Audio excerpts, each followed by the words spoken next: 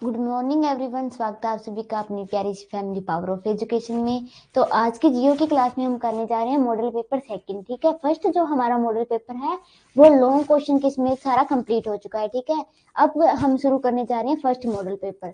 इसमें हम करेंगे multi choice question, filling the blank, short और लॉन्ग क्वेश्चन। ठीक है, तो सबसे पहले हम करते हैं एमसीक्यू जो क्वेश्चन आते हैं। ठीक है, फर्स्ट क्वेश्चन है कि मानव भूगोल के जनक हैं, कि जो हमारी मानव भूगोल है उसके जनक है वो किसे कहा जाता है?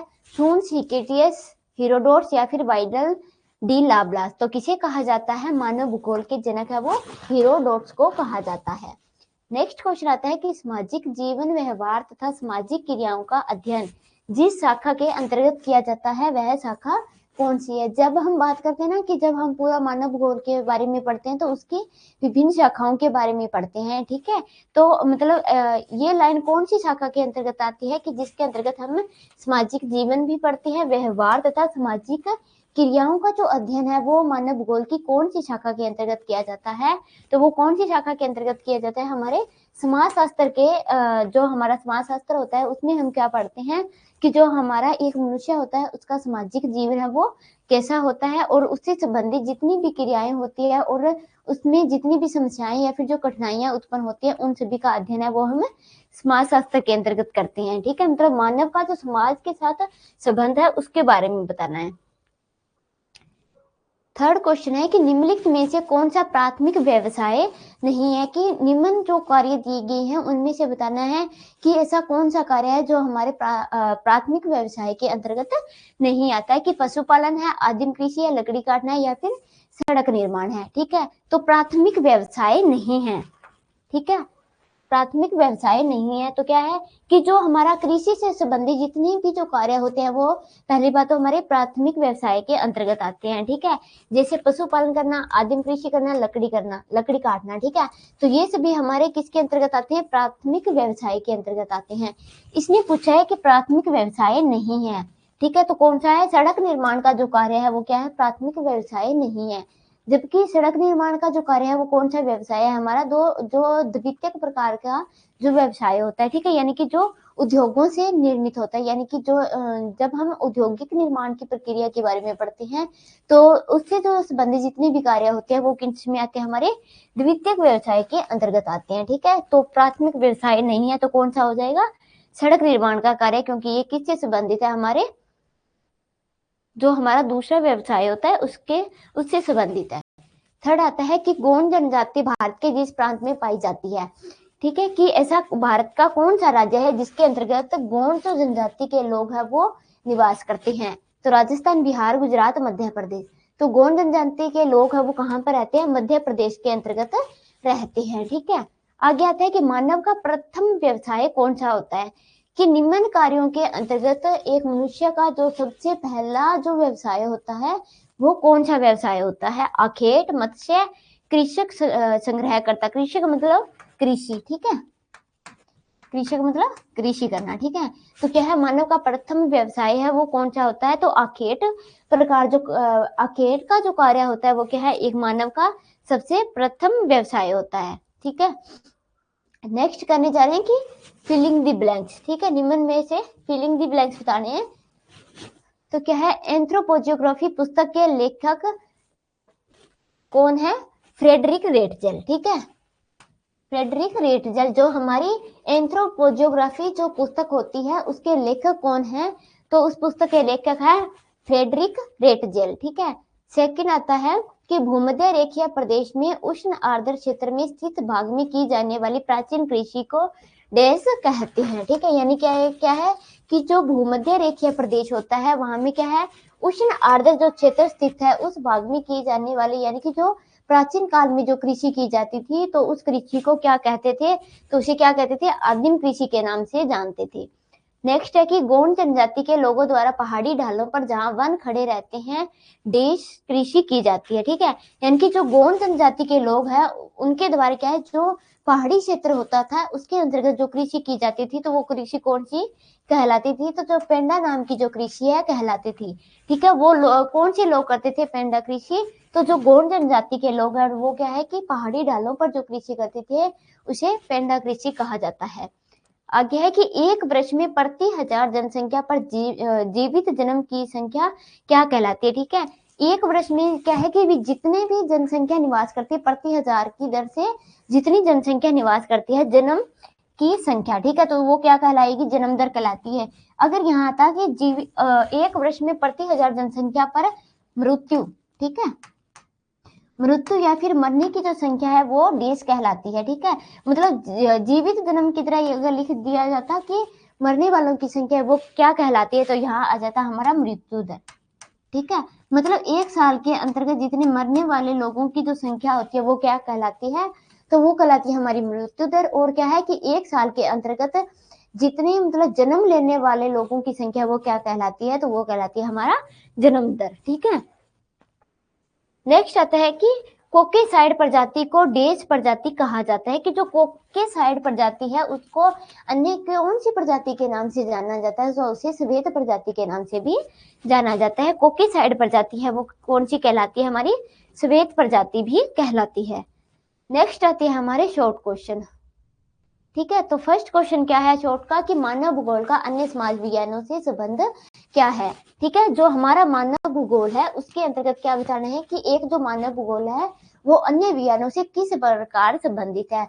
क्योंकि क्या है कि यदि एक मानव अगर हम ओनली मानव भूगोल की बात करते हैं तो उसमें क्या है हमें पूरा एक्सप्लेन है वो नहीं हो पाता, क्योंकि वो क्या है अन्य विज्ञानों से भी संबंधित है। ठीक है, यानी कि वो क्या माना जाता है कि वो एक सिक्के के दोनों दो पहलू है। ठीक है, मतलब एक के बिना दूसरे की कल्पना करना मुश्किल है, इसलिए वो क्या है कि दोनों का आपस में गहरा संबंध है वो बताया जाता है। मानव भूगोल एक सामाजिक विज्ञान है जो लोगों, संस्कृतियों और आर्थिक गतिविधियों के स्थानिक वितरण और अतः क्रिया का अध्ययन करता है। ठीक है, तो मानव भूगोल है वो क्या है, सामाजिक विज्ञान है।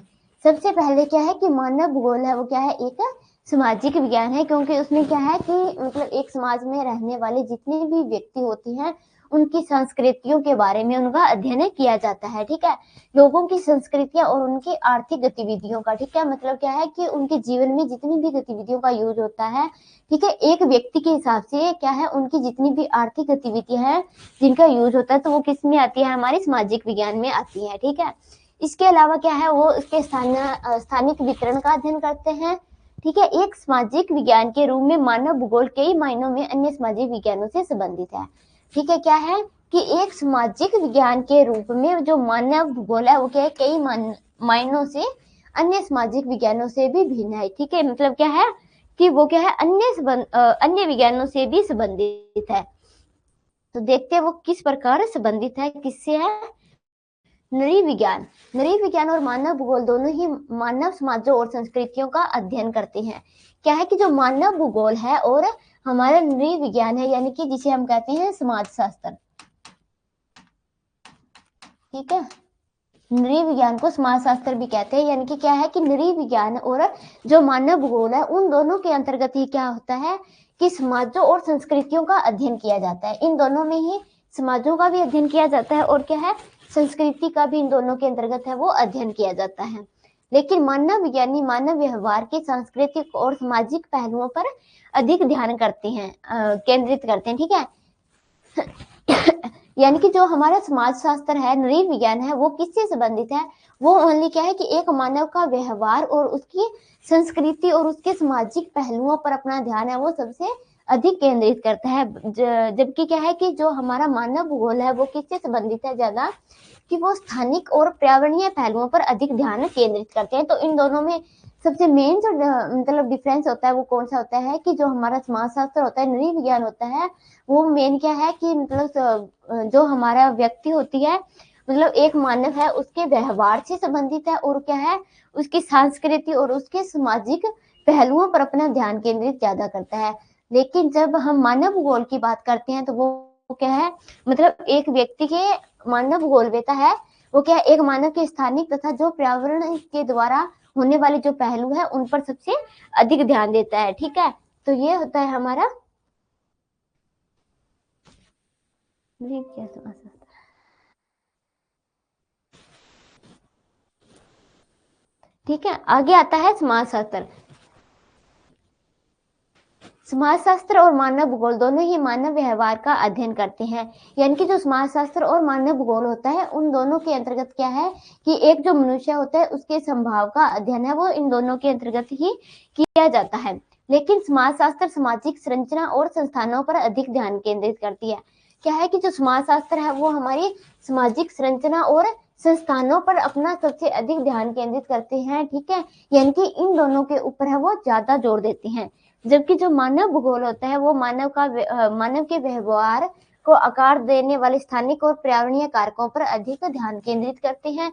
जबकि मानव भूगोल आर्थिक गतिविधियों के स्थानिक वितरण और आर्थिक विकास पर पर्यावरण के प्रभाव पर अधिक ध्यान केंद्रित करते हैं। यानी कि जो समाजशास्त्र है वो क्या है, मानव के स्वभाव से लेकर उसका जो स्थानिक जो वितरण होता है उस पर ज्यादा बल देता है। बल्कि जो हमारा मानव भूगोल होता है वो क्या है, एक मानव के व्यवहार से संबंधित जितने भी कारक होते हैं उनके साथ साथ वो क्या है कि जो पर्यावरण में घटक होने वाले जितने भी पहलू है उन पर भी अपना बल है वो देते हैं, ठीक है। इसके बाद में आता है हमारे राजनीति विज्ञान। तो राजनीति विज्ञान में जो राजनीति विज्ञान है वो मानव भूगोल से किस प्रकार संबंधित है, तो क्या है कि राजनीति विज्ञान और मानव भूगोल दोनों ही राजनीतिक प्रणालियों का अध्ययन करते हैं। यानी कि क्या है कि जो हमारा राजनीति विज्ञान होता है उसके अलावा वो जो क्या है कि मानव भूगोल है उन दोनों के अंतर्गत ही क्या है जो राजनीतिक जो प्रणालियां होती है उसका अध्ययन किया जाता है, ठीक है।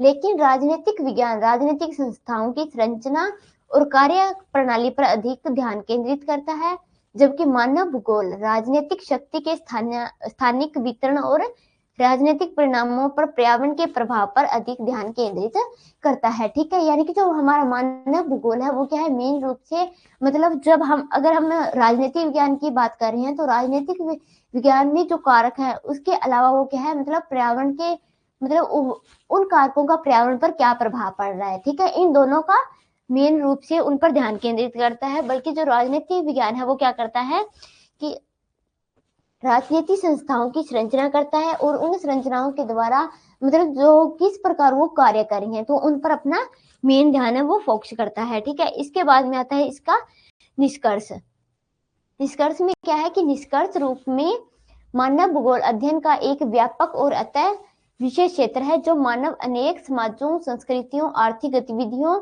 और प्राकृतिक पर्यावरण के स्थानिक वितरण और अतः क्रिया को समझाने पर केंद्रित है। यह है मनुष्य और उनके पर्यावरण के बीच जटिल संबंधों की व्यापक समझ विकसित करने के लिए अन्य सामाजिक विज्ञानों और प्राकृतिक विज्ञानों से अंतर्दृष्टि प्राप्त करता है। क्या है कि जब हम किसी भी यदि हम विज्ञान की बात करते हैं चाहे वो मानव शास्त्र हो राजनीति विज्ञान हो समाजशास्त्र हो, ठीक है, मतलब उसके अंतर्गत क्या होता है कि जो हमारा मानव भूगोल है वो क्या है पर्यावरण के कारकों को अधिक बढ़ावा देता है, ठीक है, मतलब वो क्या है अपना जो मेन जो ध्यान है वो किस पे रखता है पर्यावरण पर रखता है, ठीक है। उसके बाद में क्या है मनुष्य और पर्यावरण के बीच जटिल संबंधों को समझ करके उसको विकसित करने के लिए अन्य सामाजिक विज्ञानों और प्राकृतिक विज्ञानों से अंतर्दृष्टि प्राप्त करता है। यानी कि एक मनुष्य और उसका पर्यावरण के बीच में क्या संबंध है, ठीक है, इन दोनों के बीच में संबंधित जितनी भी समस्याएं होती हैं उनको सुलझाने और उनका मतलब विकास करने के लिए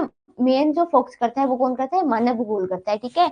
मतलब मानव और प्रकृति के बीच में जितनी भी समस्याएं होती है उनका समाधान करना, ठीक है। इसके अलावा क्या होता है कि मानव भूगोल जलवायु परिवर्तन शहरीकरण आर्थिक विकास राजनीतिक शक्ति और सांस्कृतिक विविधता जैसी सामाजिक और पर्यावरणीय चुनौतियों की एक विस्तृत श्रृंखला में अंतर्दृष्टि प्रदान करके समाज में योगदान देता है, ठीक है।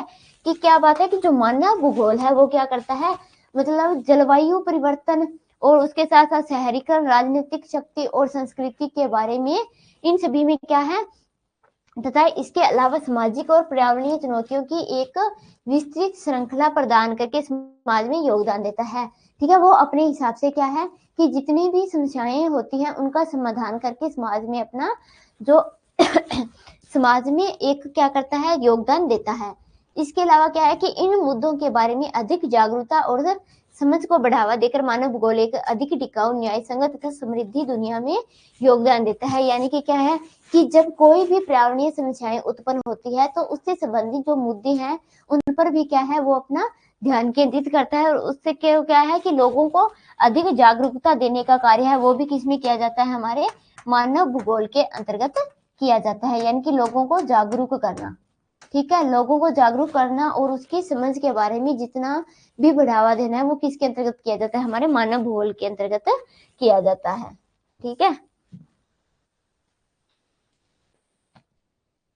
नेक्स्ट है जो मतलब फर्स्ट जो हमारा शॉर्ट क्वेश्चन है उसके अथवा में जो क्वेश्चन है कि जनसंख्या वृद्धि क्या है, उसके कारण क्या है और उससे संबंधित जितनी भी समस्याएं हैं और उनका समाधान है वो हम किस प्रकार कर सकते हैं। ठीक है, तो सबसे पहले देखते हैं कि जनसंख्या वृद्धि क्या होती है।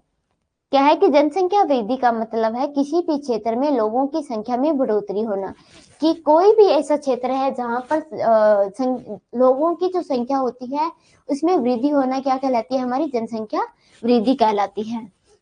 क्या है कि दुनिया की आबादी में सालाना लगभग 83 मिलियन यानी कि 1.1% की वृद्धि हो रही है, यानी कि क्या है कि लगभग 83 मिलियन यानी कि जिसे हम कह सकते हैं 1.1% के हिसाब से प्रति वर्ष जो लोगों की वृद्धि है वो हो रही है। साल 1800 में दुनिया की आबादी 1 बिलियन थी, जो साल 2024 में बढ़कर 8.1 बिलियन हो गई है। क्या है कि जब सन 1800 की बात हो रही है, ठीक है, 1800 में क्या है कि जब दुनिया की आबादी है वो कितनी थी, ओनली 1 बिलियन थी। ठीक है, कब 1800 में क्या है कि पूरी जो हमारा समस्त जो विश्व है उसकी आबादी कितनी थी, 1 मिलियन थी। ठीक है, इसके अलावा क्या है साल 2024 में यानी कि जो वर्तमान में क्या है कि इसकी आबादी है वो कितनी बढ़ चुकी है, 8.1 हो चुकी है। ठीक है, 1800 से लेकर 2024 तक क्या है कि इसमें कितनी वृद्धि हुई है, पहले थी ये ओनली 1 मिलियन, बल्कि जो अब क्या हो गई है 2024 में 8.1 मिलियन हो चुकी है। तो क्या है कि जनसंख्या में निरंतर वृद्धि हो रही है। आगे है कि दुनिया की आबादी में वृद्धि के कुछ कारण। क्या है कि जो हमारी जनसंख्या में वृद्धि होने के जो मुख्य कारण है वो कौन से हैं, प्रजनन आयु तक ज्यादा लोगों का जीवित रहना, ठीक है, लोगों का ज्यादा समय जीना, शहरीकरण बढ़ना, तेजी से बढ़ता प्रवास।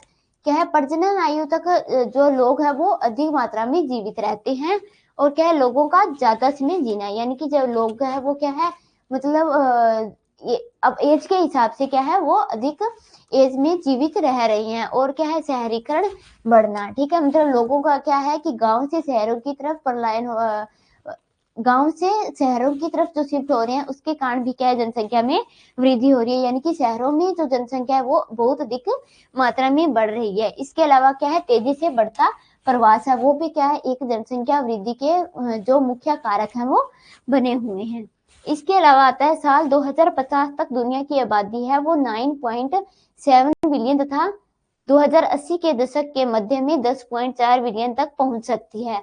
मतलब क्या है कि जनसंख्या वृद्धि जब हम जनगणना के हिसाब से क्या अनुमान लगाया गया है कि जब 1800 का समय था तो जनसंख्या कितनी थी, 1 बिलियन के हिसाब से थी, परंतु 2024 की अगर हम बात करते हैं तो कितनी जनसंख्या वृद्धि हुई, 8.1। अभी क्या बात की जा रही है कि साल 2050 के अंतर्गत क्या है कि जब सन 2050 का समय आएगा तो उस समय जो दुनिया की आबादी है वो कितनी हो जाएगी, 9.7 बिलियन हो जाएगी। ठीक है, और उसके बाद में 2080 के बाद में यानी कि 30 साल के बाद में अगर हम बात करते हैं तो वहां पर जो हमारी आबादी है वो कितनी पहुंच जाएगी, 10.4 बिलियन के हिसाब से अनुमानित की गई है कि मतलब आगे आने वाले समय में जो दुनिया की आबादी है वो इतनी हो सकती है।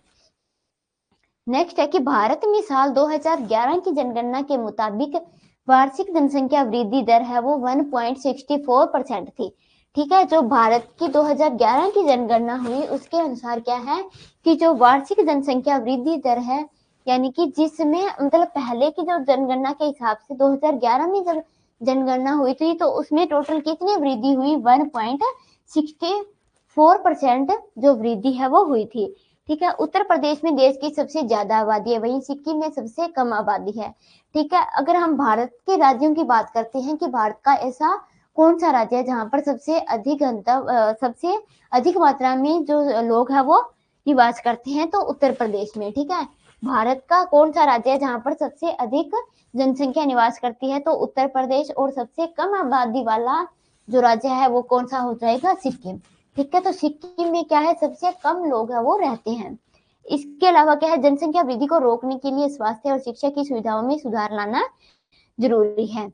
क्या है कि जब जनसंख्या में वृद्धि हो रही है तो उसको रोकने के लिए क्या है, स्वास्थ्य और शिक्षा से संबंधित जितनी भी जो मतलब सुविधाएं हैं उनको उनमें सुधार लाना जरूरी है। स्वास्थ्य और शिक्षा से शिक्षा की जो सुविधाएं हैं उनमें और अधिक सुधार लाने की आवश्यकता है। महिलाओं को सशक्त बनाने के लिए शिक्षा देना और उन्हें कार्यबल में शामिल करना भी जरूरी है। ठीक है, तो इन कारणों से क्या है कि हम जनसंख्या वृद्धि को कम कर सकते हैं। आगे क्या है कि जनसंख्या वृद्धि के कारण कि किस प्रकार हमारे जो भारत है उसमें जनसंख्या की दर है वो निरंतर बढ़ती जा रही है। तो वो कौन से कारण हैं कि बेहतर स्वास्थ्य सेवाओं के कारण शिशु मृत्यु दर कम होने से जीवन प्रत्याशा बढ़ती है। क्या कहता है कि बेहतर स्वास्थ्य सेवाओं के कारण, यानी कि क्या है कि जब एक शिशु को मतलब क्या है कि बहुत अधिक मात्रा में जो स्वास्थ्य जो सेवाएं हैं वो प्रदान की जाती है, जिसके कारण क्या है शिशु मृत्यु दर है वो कम हो रही है। ठीक है, मतलब जो हमारे छोटे जो मतलब बच्चे होते हैं उनमें क्या है जो मृत्यु दर है वो कम हो रही है, जिससे क्या है जीवन प्रत्याशा बढ़ती है। यानी कि क्या है कि मृत्यु दर कम होकर वहां पर क्या है जन्म दर में वृद्धि होती है। ठीक है, जन्म दर में वृद्धि होना, तो जिसके कारण क्या है जनसंख्या में भी वृद्धि हो रही है। मृत्यु दर में कम मृत्यु मतलब जो शिशु दर होती है उसकी मृत्यु दर कम होना और जन्म दर में वृद्धि होना वो क्या है एक जनसंख्या में वृद्धि होने का एक महत्वपूर्ण कारक है। इसके अलावा क्या आता है कि खाद्य उत्पादन में वृद्धि से लोगों को पर्याप्त भोजन मिल जाता है। यानी कि दूसरी से अगर हम बात करते हैं तो वो कौन सी होती है, खाद्य उत्पादन में वृद्धि होना। क्या है कि जब मतलब लोगों को पर्याप्त मात्रा में खाने के लिए भोजन प्राप्त हो रहा है, यानी कि क्या है कि उन्हें मतलब पहले के समय में क्या होता था कि उन्हें क्या है कि मतलब एक समय के लिए भी एक टाइम का भोजन है वो भी प्राप्त नहीं होता था। इसलिए क्या है कि बहुत से लोग वो भूखमरी के कारण अपनी जान दे देते थे। ठीक है, तो अब क्या है कि उन्हें पर्याप्त मात्रा में खाद्य जो उत्पादन है वो प्राप्त हो रहा है, जिसके कारण क्या है कि जनसंख्या में वृद्धि हो रही है। कुछ समाजों में बड़े परिवारों को महत्व दिया जाता है, यानी कि क्या है कि ऐसे बहुत से समाज है जहां पर क्या है कि जो अमीर जो लोग होते हैं उनको बढ़ावा दिया जाता है, उनके कारण भी क्या है कि जनसंख्या की वृद्धि है वो निरंतर होती जा रही है। नेक्स्ट है कि कुछ धर्म में परिवार नियोजन के विरोध में प्रचार किया जाता है, यानी कि कुछ धर्म ऐसे होते हैं जहां पर क्या है कि परिवार नियोजन के विरोध में प्रचार किया जाता है, जिसके कारण भी जनसंख्या वृद्धि है वो हो रही है। ठीक है, अब बात करते हैं कि जनसंख्या वृद्धि को नियंत्रित करने के उपाय, कि ऐसे कौन से कारण हैं जिसके द्वारा हम जनसंख्या वृद्धि को नियंत्रित कर सकते हैं। ठीक है, तो कौन सा है कि गर्भ निरोध के कारण, शिशु मृत्यु दर को कम करना, शिशु मृत्यु दर को कम करना, स्त्रियों की प्रतिष्ठा में वृद्धि करना और बंध्यकरण। तो इन कारणों के कारण हम क्या कर सकते हैं जनसंख्या को कम कर सकते हैं। ठीक है, अकाल शिशु नीति तथा द्वि शिशु नीति के कारण। ठीक है, ये सरकार के द्वारा जो नीतियां बनाई गई, यानी कि अकाल शिशु नीति तथा द्वि शिशु नीति के द्वारा भी हम जनसंख्या वृद्धि को कम कर सकते हैं। परिवार नियोजन के कारण छोटे परिवार को आदर्श के रूप में स्वीकारना। ठीक है, यानी कि क्या है कि हम छोटे परिवार को अपना सकते हैं, जिसके कारण भी जनसंख्या को कम कर सकते हैं। ठीक है, आगे है कि जनसंख्या वृद्धि के कारण होने वाली समस्याएं।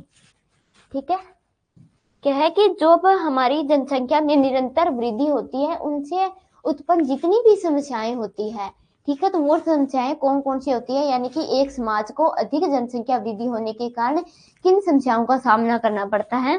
तो पहला क्या है कि जनसंख्या वृद्धि से जलवायु और पारिस्थितिकी तंत्र को नुकसान होता है। ठीक है, क्या है कि जिस क्षेत्र में जनसंख्या वृद्धि होती है, यानी कि जिस क्षेत्र में लोग है वो अधिक मात्रा में निवास करते हैं, तो वहां की जलवायु और उसके पर्यावरण पर नेगेटिव इफेक्ट पड़ता है। ठीक है, उसकी जलवायु और जो उसका पारिस्थितिकी जो तंत्र होता है उस पर नुकसान होता है। दूसरा है जनसंख्या वृद्धि से गरीबी बढ़ती है, यानी कि जिस क्षेत्र में जनसंख्या है वो सबसे अधिक होती है तो वहां की जो जनसंख्या है उनको गरीबी का सामना करना पड़ सकता है, क्योंकि क्या है कि उस क्षेत्र में मतलब खाने वाले जो लोग हैं वो अधिक रहते हैं, परंतु क्या है कि उस देश की जो मतलब उत्पादन क्षमता होती है वो कम होती है, जिसके कारण क्या है उस देश में गरीबी उत्पन्न हो सकती है। तीसरा है कि जनसंख्या वृद्धि से संसाधनों की कमी होती है, कि जिस क्षेत्र में जनसंख्या वृद्धि सबसे अधिक होती है, लोग है वो अधिक मात्रा में निवास करते हैं, तो उस क्षेत्र में क्या है संसाधनों की कमी होती है, क्योंकि क्या है कि जो मतलब संसाधन हमें प्रकृति से जो प्राप्त होते हैं वो क्या है हमें एक पर्याप्त मात्रा में मिलते हैं। ठीक है, पर्याप्त मात्रा में मिलने के कारण क्या है कि जो लोग है वो उसका क्या है अंधाधुंधा यूज कर रहे हैं, ठीक है। लेकिन क्या है कि जो वो हमें पर्याप्त मात्रा में मिले होते हैं, जो हमें क्या है अपनी आने वाली पीढ़ियों के लिए भी बचाना चाहिए। तो इस प्रकार क्या है कि मतलब जनसंख्या वृद्धि के कारण जो अनेक समस्याएं हैं वो उत्पन्न हो रही है, ठीक है। तो मेन जो होती है हमारी कि जलवायु और पारिस्थितिकी तंत्र पर प्रभाव पड़ना, यानी कि जो पर्यावरण पर नेगेटिव इफेक्ट है वो पड़ता जा रहा है। दूसरा क्या है कि अधिक जनसंख्या वृद्धि से गरीबी है वो भी निरंतर बढ़ती जा रही है। और थर्ड आता है कि संसाधनों की कमी है, वो भी क्या है निरंतर होती जा रही है यदि जनसंख्या वृद्धि की दर है वो बढ़ती जाएगी। तो थैंक यू गाइस, आज की क्लास के लिए इतना ही, मिलते हैं नेक्स्ट क्लास में।